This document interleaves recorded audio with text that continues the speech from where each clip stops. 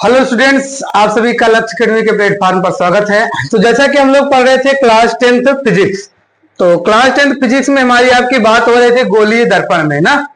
तो एक बार जो है गोलीय दर्पण को क्विकली रिवाइज करते हैं, फिर उसके बाद आगे बढ़ते हैं, ठीक ना। टाइम को बिना वेस्ट किए हम लोग क्लास को आगे बढ़ाते हैं।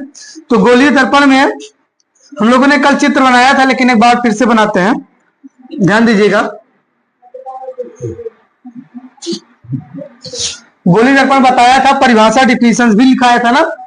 तो गोलीय दर्पण क्या है, ध्यान देखिएगा। गोलीय दर्पण क्या होता है, ये कांच के खोखले गोले का कटा हुआ भाग होता है, ठीक। बात मत करिए। गोलीय दर्पण क्या होता है, कांच के खोखले गोले का कटा हुआ भाग होता है। कांच का खोखला गोला का मतलब यह है कि जो कांच तो हो लेकिन अंदर से उसमें कुछ होना, खोखला एकदम, तो उसको काटने पर जो मिलेगा वो क्या कहलाता है, गोलीय दर्पण कहलाता है। बात समझ में आई। तो गोलीय दर्पण जो है, जैसे ये क्या है, ये कांच का खोखला गोला रहा होगा, इसको हम लोग क्या कर रहे हैं, काटने चल रहे हैं। इसको क्या कर रहे हैं, काट लिए, ठीक। और इसको क्या कर लिए, काट लिए।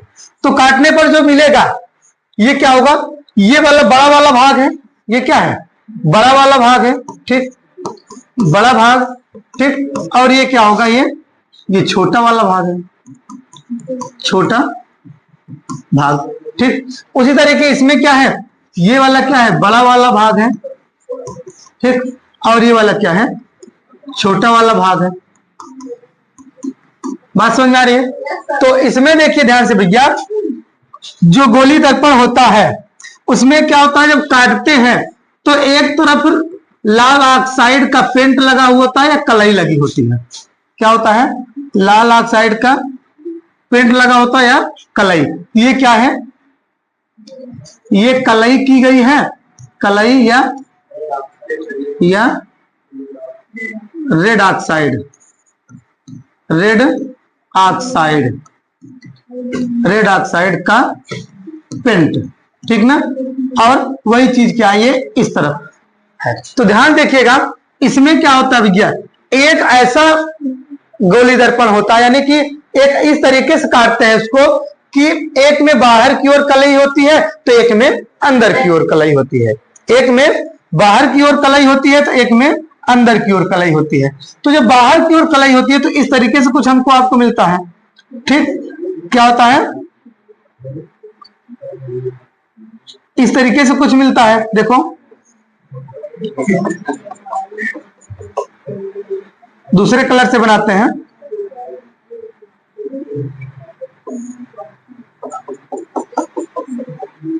तो इसमें क्या भैया, ये वाला पार्ट है, इसमें क्या है, बाहर की ओर कलई है, लेकिन इस वाले को देखेंगे इसमें क्या है, अंदर की ओर कलई है, ठीक ना।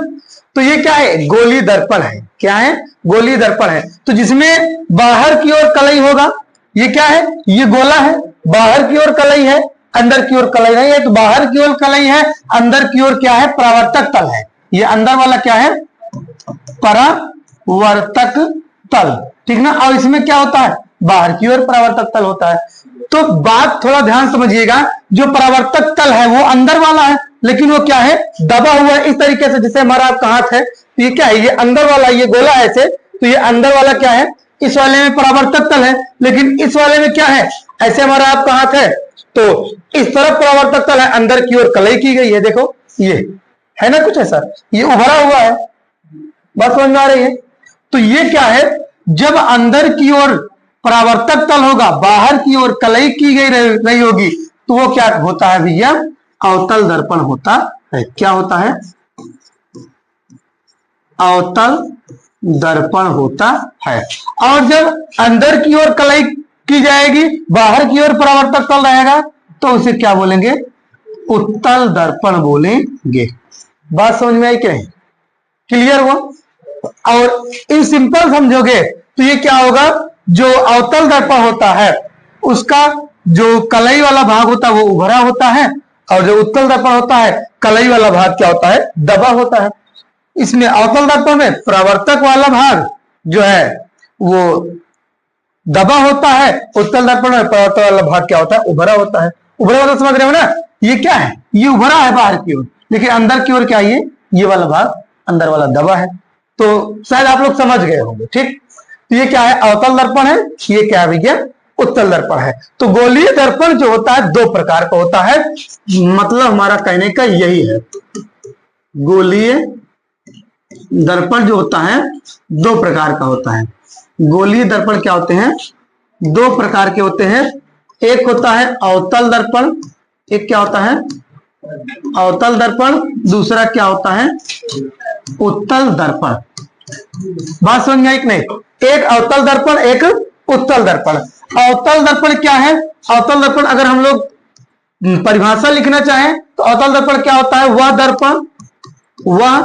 दर्पण जिसमें क्या होगा, जिसमें परावर्तन क्या होगा, दबे हुए तल में होगा, दबे हुए तल।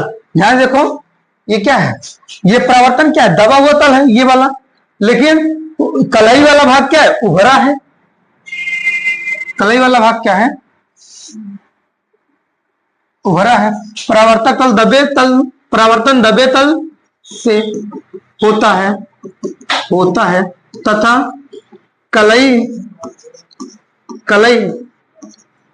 उभरे हुए भाग पर होती है, उभरे हुए भाग पर होती है। क्लियर हुआ कि नहीं? किसी कोई दिक्कत नहीं होनी चाहिए। जैसे इसमें देखो, फिर से बना देते हैं, यही है, ये परावर्तक तल है, ये क्या है, परावर्तक तल है, और ये क्या है, कलई वाला तल है। कलई या लाल ऑक्साइड का पेंट लगा हुआ होता है। बात समझ में आई कि नहीं? अगर बात करें यही उत्तल दर्पण के लिए, तो उत्तल दर्पण में कहानी जस्ट इसकी उल्टी होती है। इसमें क्या होता है, वह दर्पण जिसमें क्या होगा, जिसमें परावर्तन उभरे हुए तल से होता है, उभरे हुए तल से होता है तथा दबे हुए तल पर क्या होती है, कलई की होती है। क्या कलई की होती है, लाल ऑक्साइड का पेंट कलई की होती है। बात समझ में, एक नहीं, किसी को दिक्कत नहीं होना चाहिए। जैसे अगर बात करें तो ये इस तरीके से कुछ बन जाता है, ये उभरा हुआ तल है, क्या उभरा हुआ तल है, और यही क्या है, परावर्तक तल है। क्या है, परावर्तक तल है। और ये क्या है भैया, ये दबा हुआ तल है, और इस पर क्या की गई है, कलई या लाल ऑक्साइड का पेंट किया गया, लाल ऑक्साइड लगा हुआ है। ठीक ना, लाल ऑक्साइड का पेंट लगा हुआ है। ठीक, किसी भी स्टूडेंट किसी प्रकार की समस्या नहीं होनी चाहिए। एक बात और, अवतल दर्पण को इंग्लिश में बोलते हैं कॉनकेव मिरर। क्या बोलते हैं, कॉनकेव मिरर। और उत्तल दर्पण को इंग्लिश में बोलते हैं कॉन्वेक्स मिरर, कॉन्वेक्स मिरर। ठीक ना, बात समझ में आई? किसी भी स्टूडेंट किसी प्रकार की समस्या नहीं होनी चाहिए। तो इसको जो है आप लोग नोट करिए। अब आप लोग को हम रियल में दर्पण जो है दिखाते हैं, रियल में दर्पण जो है दिखाते हैं होता कैसे है, कैसे कलई वलई की गई होती है। ठीक ना, तो एक मिनट। तो अब देखिए भैया, जैसा कि हमने कहा ना, अभी आपको हम रियल में दिखाते हैं कैसे होता है। तो ध्यान देखिएगा, इसमें एक आपको दिख रहा है ये, ठीक, तो इसको ध्यान देखिएगा। इसमें एक तरफ क्या है, रेड ऑक्साइड का पेंट लगा हुआ है, ठीक, और दूसरी तरफ क्या है, ये परावर्तक तल है। ठीक, तो अब आपको पहचानना रहेगा कि ये उत्तल दर्पण है या अवतल दर्पण है। एक और भी है, एक तरफ क्या है, पेंट लगा हुआ है, रेड ऑक्साइड नहीं लेकिन कोई और है, कलर दूसरा है लेकिन ऑक्साइड पेंट ही है। ठीक, और एक तरफ क्या है, परावर्तक तल है। अब आपको दो दर्पण जो है, दो मिरर हम आपको दे देंगे, पहचानना रहेगा कौन सा दर्पण जो है उत्तल है, कौन सा दर्पण जो है अवतल है। चलो, कोई आएगा? चलो, तो जैसा कि आप देखिए, इसको बताइए कि कौन सा दर्पण है। आओ सामने आओ, कैमरे में आओ यार। चलो हम आपको दो दे रहे हैं, बताओ इसमें से कौन सा, इन लोग को बताओ, सबको बताओ। हाँ, कौन सा उत्तल है, कौन सा अवतल है, पहचान के बताओ।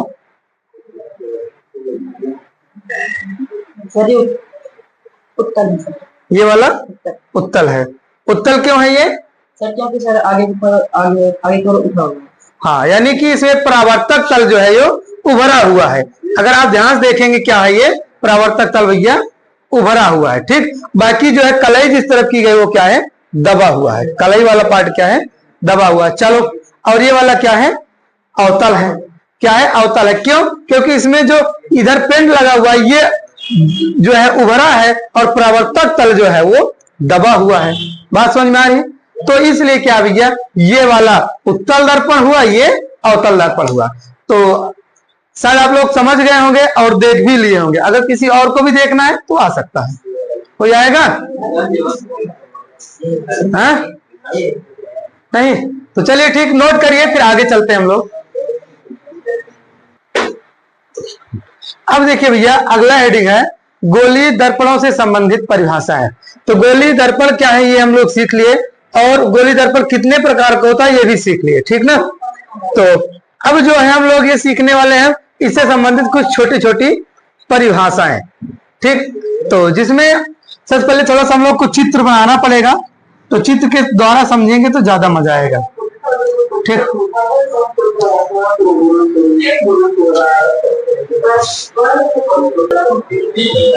तो ध्यान देखिएगा, इसमें देखिए भैया, जैसे मान लो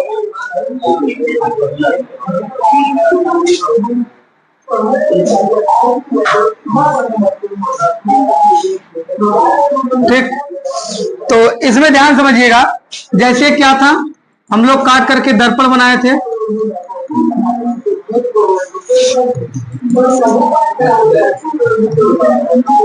ठीक ना?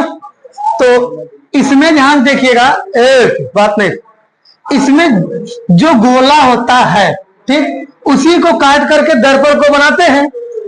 जो गोला होता है उसी को काट करके दर्पण को बनाते हैं। तो भैया जो यहाँ गोलवा होगा उसका कुछ न कुछ केंद्र होगा ना, और जो है जो लाइन जा रही है ये भी क्या होगी, कुछ न कुछ इसका भी नाम होगा, और जो ये वाला गोला इसका भी कुछ न कुछ केंद्र होगा। और जो यहां से यहां तक की दूरी है, जैसे कोई भी सर्किल होता है तो सर्किल में क्या होता है, इसको त्रिज्या आर बोलते हैं ना, तो उसी तरीके से इसमें भी चीजें होंगी। ठीक, तो कहने का मतलब क्या है,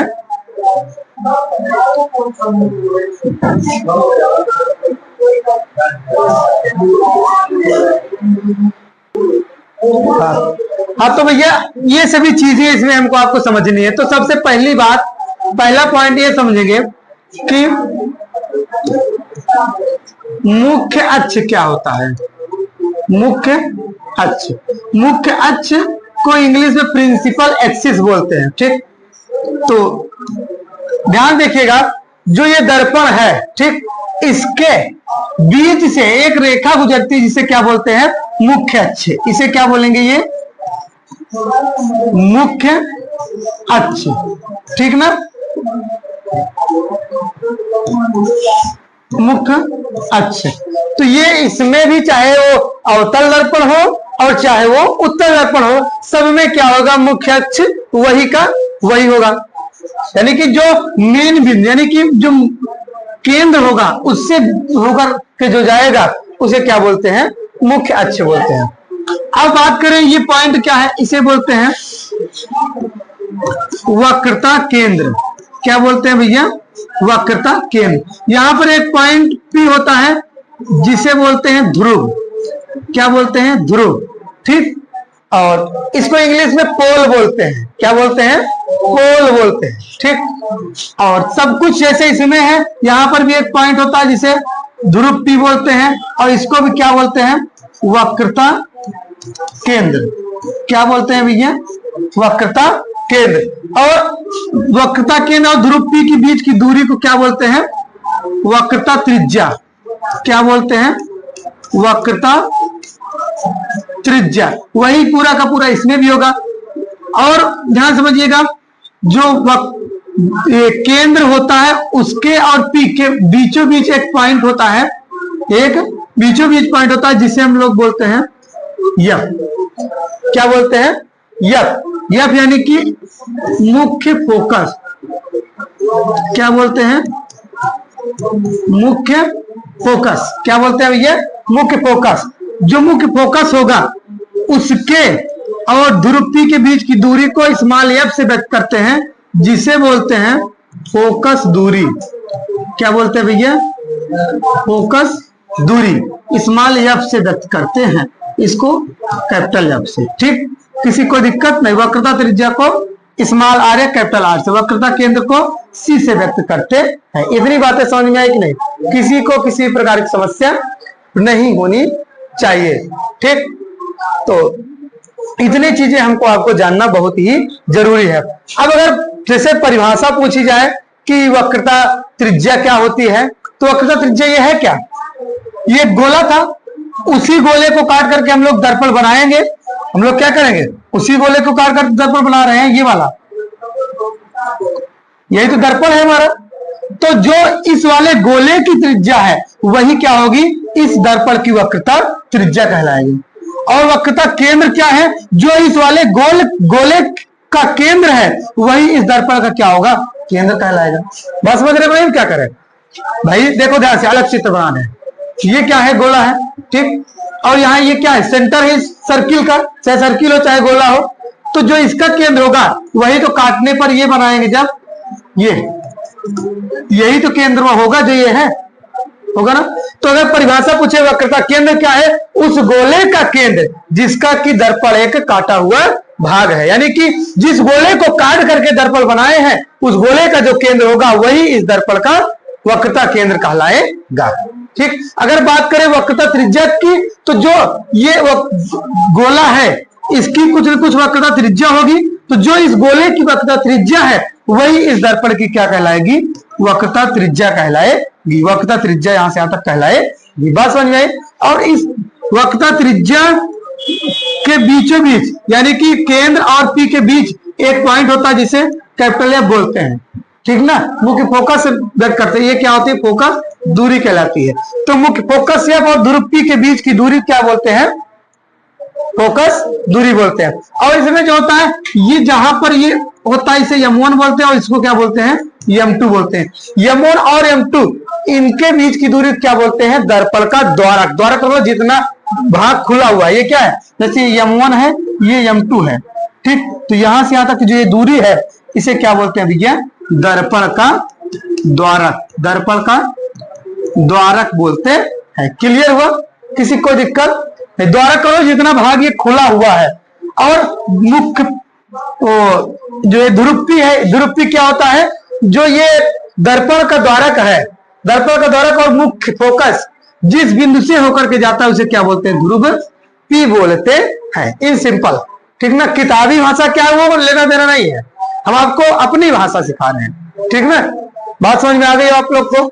सब कुछ जैसे ये उत्तल अवतल दर्पण में, वैसे सारा का सारा उत्तल दर्पण में भी होगा। बात समझ में आ गई कि नहीं? किसी को दिक्कत नहीं होनी चाहिए। फोकस दूरी क्या है? फोकस दूरी और मुख्य फोकस क्या है? ये सभी चीजें हम लिखवाएंगे।